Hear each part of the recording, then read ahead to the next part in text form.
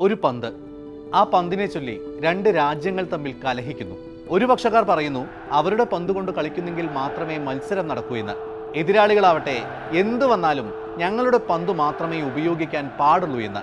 ഒടുവിൽ സംഘാടകർ ഇടപെട്ട് അതിനൊരു തീരുമാനം കണ്ടു. പറഞ്ഞു വരുന്നത് ഏതെങ്കിലും പ്രാദേശിക ലീഗിലെയോ സെവൻസ് ടൂർണമെന്റിലെയോ പ്രശ്നത്തെക്കുറിച്ചല്ല. ഒരു ലോകകപ്പ് ഫൈനലിൽ, ഫിഫ ലോകകപ്പ് ഫൈനലിൽ നടന്ന അവിശ്വസനീയമായ അതിനാടകീയത നിറഞ്ഞ രംഗങ്ങളെക്കുറിച്ചാണ്. ഒരു പന്തിനുമേൽ കലഹിച്ച ആ രണ്ട് രാജ്യങ്ങളുടെ പേര് അർജന്റീനയെന്നും ഉറുഗ്വായ് എന്നുമാണ്. മാത്രമല്ല 1930 പ്രഥമ ഫുട്ബോൾ ലോകകപ്പിന്റെ ഫൈനൽ മത്സരത്തിൽ അതിന്റെ അവസാന മണിക്കൂർ വരെ റഫറി ആരാണെന്നുള്ള വിവരം സംഘാടകർ പുറത്തുവിട്ടിരുന്നില്ല. അല്ല, ജീവഭയം കൊണ്ട് ആ മത്സരം നിയന്ത്രിക്കാൻ ആരും തയ്യാറായില്ല എന്ന് പറയുന്നതാണ് ശരി. ഒടുവിൽ ഒരാൾ വന്നു.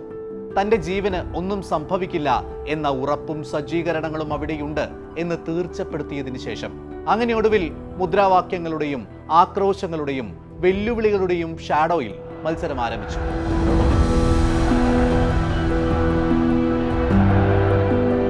ഗ്രൗണ്ടിനുള്ളിൽ ഇത്രയും അസാധാരണ സംഭവങ്ങൾ അരങ്ങേറുമ്പോൾ ഗ്രൗണ്ടിന് പുറത്ത് അത്ര തന്നെ നാടകീയമായ മറ്റു പലതും സംഭവിക്കുന്നുണ്ടായിരുന്നു. മത്സരത്തിന്റെ കിക്ക് ഓഫ് ആരംഭിച്ചിട്ടും ആയിരക്കണക്കിന് അർജന്റൈൻ ആരാധകർ സ്റ്റേഡിയത്തിന് പുറത്തു നിൽക്കുകയാണ്. അക്രമ സൂചന മുന്നിൽ കണ്ട് അവർ സെക്യൂരിറ്റി ചെക്കിന് വിധേയരായി നിൽക്കുകയാണ്. അവരിൽ പലരും ഫിറോഷ്യസ് ആയിരുന്നു. ഏത് നിമിഷവും അക്രമം അഴിച്ചുവിടാൻ പാകത്തിന് ആയുധങ്ങൾ കൂടെ കരുതി നിൽക്കുന്നവർ. കേൾക്കുമ്പോൾ അവിശ്വസനീയമാണെങ്കിലും അന്ന് 1930 ജൂലൈ 30 ഉറുഗ്വായിലെ എസ്താദിയോ സെന്റനാരിയോയിൽ സംഭവിച്ചത് ഒരു ബ്രഹ്മാണ്ഡ ആക്ഷൻ ത്രില്ലർ സിനിമയെ പോലും വെല്ലുന്ന ദൃശ്യങ്ങളാണ്. ആ കഥയാണിന്ന് പറയാനുള്ളത്. Yes, the story behind 1930 world cup final.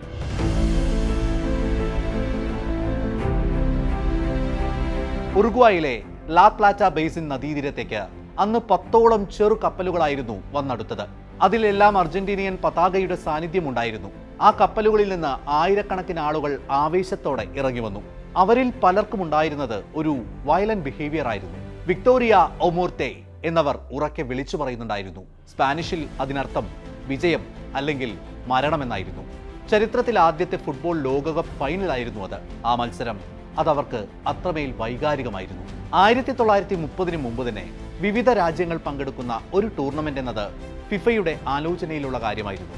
1924 28 ഒളിമ്പിക്സുകൾ ഫുട്ബോളിന്റെ തിളക്കം വർദ്ധിപ്പിച്ചതോടെ അന്നത്തെ ഫിഫയുടെ പ്രസിഡന്റ് യൂൾസ് റിമേ 17ാം ഫിഫ കോൺഗ്രസിൽ മറ്റ് മെമ്പർമാരുടെയും സമ്മതത്തോടെ ആ തീരുമാനം കൈക്കൊള്ളുന്നു.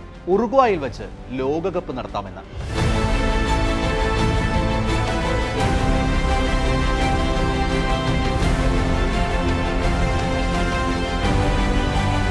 ഒന്നാം ലോക മഹായുദ്ധം ബാക്കിയാക്കിയ അതിഭീകരമായ എക്കണോമിക് ക്രൈസിസ് യൂറോപ്യൻ രാജ്യങ്ങളെ വല്ലാതെ വലയ്ക്കുന്ന സമയമായിരുന്നു അത്. യാത്രാ ചെലവ് ചില ടീമുകളെ ലോകകപ്പിൽ പങ്കെടുക്കുന്നതിൽ നിന്നും പിൻവലിച്ചു. യൂറോപ്യൻ കളിക്കാരിൽ പലരും തങ്ങളുടെ ജോലി നഷ്ടപ്പെടുമെന്ന് ഭയന്ന് മാറി നിന്നു. അക്കാലത്ത് ഫുട്ബോളിനെ ഒരു പ്രൊഫഷനായി ആളുകൾ തിരഞ്ഞെടുക്കുന്നതേ ഉണ്ടായിരുന്നുള്ളൂ. ഫുട്ബോൾ ഏറ്റവും കൂടുതൽ പ്രചാരത്തിലുണ്ടായിരുന്നത് യൂറോപ്പിലായതുകൊണ്ട് തന്നെ പ്രതീക്ഷിച്ച ഒരു പങ്കാളിത്തവും ആനച്ചന്തവുമൊന്നും ലോകകപ്പിൽ ഫിഫയ്ക്ക് ലഭിക്കുന്നില്ല. ഓസ്ട്രിയ, ഇറ്റലി, സ്പെയിൻ, ഇംഗ്ലണ്ട് എന്നിവരൊന്നും തന്നെ ടൂർണമെന്റിൽ പങ്കെടുക്കാതെ മാറി നിൽക്കുന്നു. പക്ഷേ ഫിഫ പിന്നോട്ടേക്കില്ലായിരുന്നു. പങ്കെടുക്കാൻ തയ്യാറായ 13 ടീമുകളെ ഉൾക്കൊള്ളിച്ചുകൊണ്ട് അവർ ടൂർണമെന്റിന് തുടക്കമിട്ടു. റൗണ്ട് റോബിൻ മെത്തേഡിലായിരുന്നു കളി ക്രമീകരിച്ചിരുന്നത്. Group സ്റ്റേജും നോക്കൌട്ടുകളും ലോകമാകെയുള്ള football ആരാധകരിൽ ആവേശമുണർത്തി. ലോകകപ്പ് ഒരു അനിവാര്യതയായി ഏവർക്ക് തോന്നി. അങ്ങനെ ഏവരും പ്രതീക്ഷയോടെ കാത്തിരുന്ന ആ ഫൈനൽ മത്സരം വന്നെത്തി.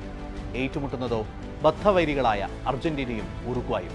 സ്വാതന്ത്ര്യത്തിന്റെ 100ാം വാർഷികം ആഘോഷിക്കുന്ന ആതിഥേയരായ ഉറുഗ്വായ്ക്ക് ലോകകപ്പ് നേടുക എന്നത് കട്ടായമായിരുന്നു. മറുഭാഗത്ത് അർജന്റീനയാകട്ടെ ഒരു കാരണവശാലും ഉറുഗ്വായോട് തോറ്റുകൊടുക്കില്ല എന്നുറപ്പിച്ചു നിൽക്കുന്നവർ. അതുകൊണ്ടുകൂടിയാണ് മത്സരത്തിന്റെ അവസാന മണിക്കൂർ വരെ ആരാണ് കളി നിയന്ത്രിക്കുന്നത് എന്ന് തീരുമാനിക്കാൻ ഫിഫയ്ക്ക് സാധിക്കാതെ വന്നതും. ലോകകപ്പിലെ ചില മത്സരങ്ങളിൽ ചില ടീമുകൾക്ക് തോൽക്കേണ്ടി വന്നപ്പോൾ അത് റഫറിയുടെ പിഴവാണ് എന്നു ചൊല്ലിയായിരുന്നു ആരാധകർ പ്രതിഷേധിച്ചത്. ഫൈനലിൽ ആ പഴികേൽക്കലുണ്ടായാൽ എന്തായിരിക്കും സംഭവിക്കുക എന്ന് ആർക്കും ഉറപ്പു പറയാനാകില്ല. അതുകൊണ്ട് തന്നെ കളി നിയന്ത്രിക്കാൻ ആരും തയ്യാറായില്ല. ഒടുവിൽ ഒരാൾ വന്നു, ജോൺ ലെഞ്ചിനസ്. കളി കഴിഞ്ഞതും അവിടെ നിന്നും തനിക്ക് പോകാനായി ബോട്ട് റെഡിയാണ് എന്നുറപ്പു വരുത്തിയ ശേഷം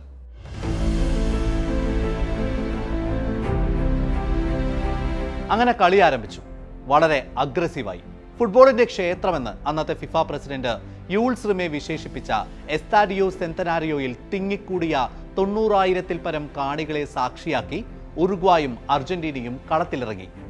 അവിടെയാണ് ഈ പറഞ്ഞ പന്തിന്റെ പ്രശ്നം ഉടലെടുക്കുന്നത്. ആദ്യ ലോകകപ്പ് ആയതിനാൽ തന്നെ ഒരു ഒഫീഷ്യൽ ബോളൊന്നും അന്ന് ഫിഫയ്ക്കുണ്ടായിരുന്നില്ല. കളിക്കാനിറങ്ങുന്ന ടീമുകൾ പന്തുമായെത്തും. അതിലേതെങ്കിലും ഒരു ടീമിന്റെ പന്ത് ഉപയോഗിക്കും. പക്ഷേ ഇരു ടീമുകൾക്കും തങ്ങളുടെ പന്ത് തന്നെ ഉപയോഗിക്കണം എന്നത് ഒരു അഭിമാന പ്രശ്നമായിരുന്നു. അവർ വാശി പിടിച്ചു തങ്ങളുടെ പന്ത് തന്നെ ഉപയോഗിക്കണമെന്ന്. വിട്ടുകൊടുക്കാൻ അവർ തയ്യാറായതുമില്ല. ഒടുവിൽ ആ തർക്കം അവസാനിപ്പിക്കാൻ ഫിഫയ്ക്ക് ഇടപെടേണ്ടി വന്നു. അങ്ങനെ ഒരു തീരുമാനമായി. ഒന്നാം പകുതിയിൽ അർജന്റീനയുടെ പന്തും രണ്ടാം പകുതിയിൽ ഉറുഗ്വായുടെ പന്തും ഉപയോഗിക്കാം. ഇരുകൂട്ടരും സമ്മതമൂളി. അങ്ങനെ കളി തുടങ്ങി. ആദ്യ പകുതിയിൽ ആധിപത്യം അർജന്റൈൻ കളിക്കാരുടെ കൂടെയായിരുന്നു. 1-നെതിരെ 2 ഗോളുകൾക്ക് അവർ മുന്നിട്ട് നിൽക്കുകയായിരുന്നു. എന്നാൽ രണ്ടാം പകുതിയിൽ കഥയാകെ മാറി. 3 ഗോളുകൾ തിരിച്ചടിച്ച് ആതിഥേയർ ആധികാരിക വിജയം നേടി. ഉറുഗ്വായ്ക്ക് അത് ഒരു തരത്തിൽ സ്വപ്ന സാഫല്യമായിരുന്നു. അങ്ങനെ ആദ്യ ലോക ചാമ്പ്യന്മാരായി ഉറുഗ്വായ് അവരോധിക്കപ്പെട്ടു. കളി അവസാനിച്ചിട്ടും വിവാദങ്ങൾ ഒഴിയുന്നുണ്ടായിരുന്നില്ല. സ്റ്റേഡിയത്തിനകത്തും പുറത്തും ആരാധകർ തമ്മിൽ വാക്കേറ്റങ്ങളും കയ്യാങ്കളികളും ഉണ്ടായി. ഫൈനലിന് ശേഷമുള്ള കുറച്ചു കാലത്തേക്ക് ഇരു രാജ്യങ്ങളും തമ്മിലുള്ള സൗഹൃദത്തിൽ വരെ വലിയ വിള്ളലുകൾ സംഭവിച്ചിരുന്നു. കളിക്ക് മുമ്പ് തന്നെ ഒരു അർജന്റൈൻ താരത്തിന് വധഭീഷണി വരെ ലഭിച്ചിരുന്നു. അന്ന് സ്റ്റേഡിയത്തിൽ നടന്ന ആരാധകരുടെ കയ്യാങ്കളിയിൽ നിരവധി അർജന്റീനക്കാർക്ക് പരിക്കേറ്റു. അതിന് പ്രതികാരമെന്നോണം ബ്യൂണസ് അയേഴ്സിലെ ഉറുഗ്വായൻ എംബസി അർജന്റൈൻ പൗരന്മാർ അടിച്ചു തകർത്തു. അയൽരാജ്യമായ ഉറുഗ്വായുമായുള്ള ബന്ധം സർക്കാർ വിച്ഛേദിച്ചു. അതെ, ഇതെല്ലാം സംഭവിച്ചത് ആ പന്ത് കാരണമായിരുന്നു.